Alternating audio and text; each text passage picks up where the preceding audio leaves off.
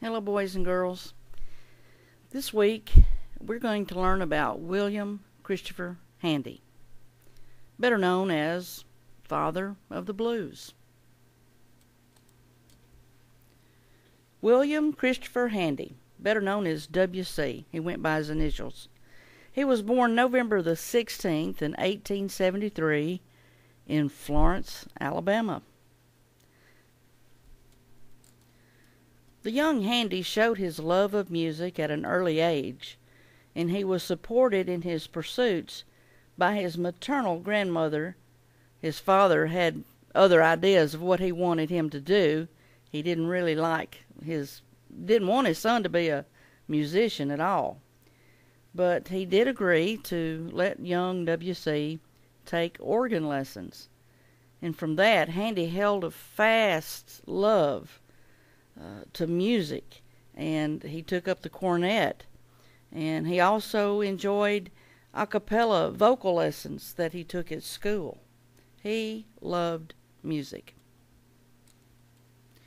On this map, it's part of North Alabama. You can see I have an arrow and a circle around Florence, Alabama. This is where W.C. Handy was born.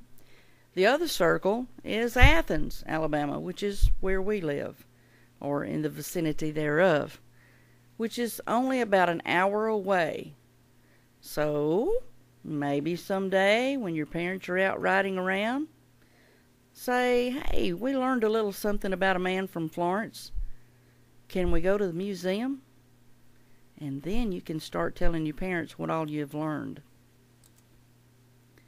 Here's a picture of his birthplace. It's, of course, now a museum, and there is a website that I have found that you can take a virtual tour of his home and the museum.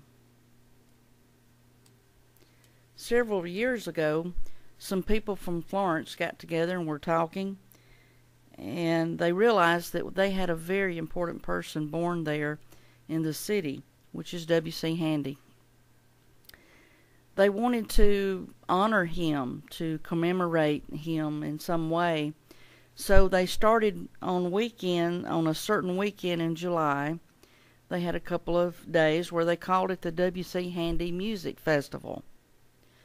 And with this, a lot of people learned a lot of history about W.C. Handy. And so it has grown into a week-long festival. And it's really fun. It's a fun week to learn about the blues, jazz, W.C. Handy, and you get to see bands that are recording today and have songs on the radio today. W.C. played with several bands. He traveled throughout the Midwest and the South. He learned a lot about the African American folk music. And then that later became known as the blues.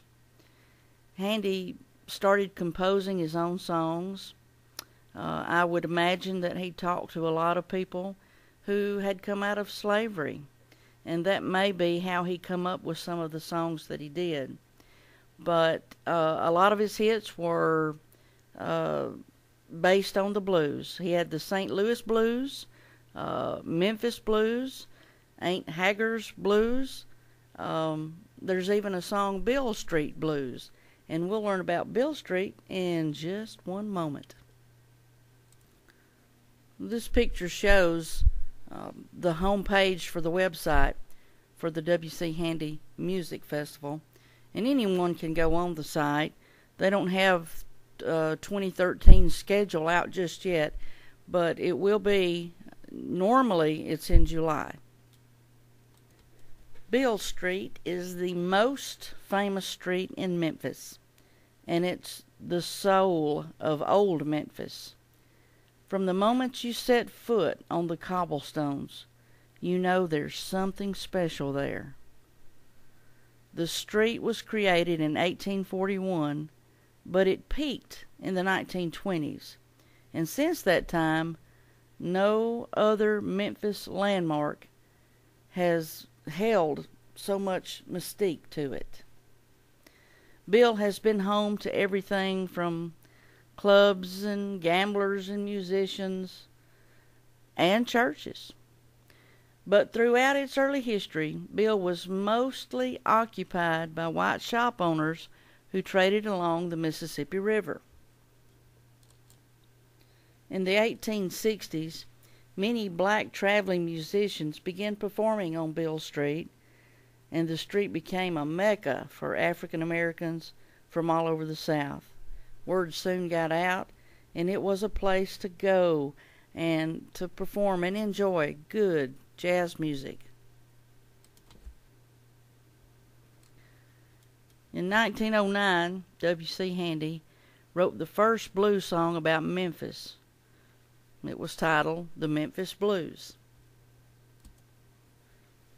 Because many of the musicians during that time were poor, they couldn't afford traditional instruments, they improvised by using household items such as washboards, kazoos, a Jew's harp.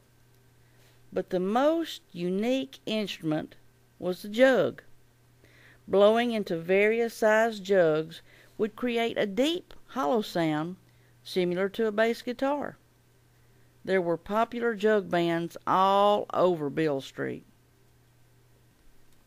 The first brick church in the South built for blacks, by blacks.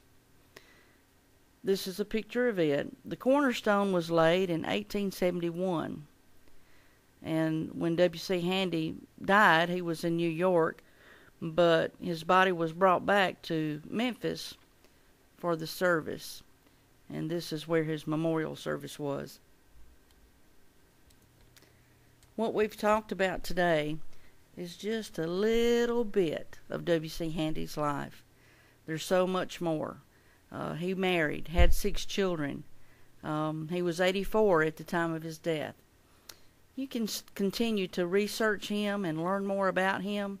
The rest of the slides, we're going to play some of his music, and we hope you enjoy it just as much as I have enjoyed studying about him and learning about him. I want you to continue to do so also. Have a great day.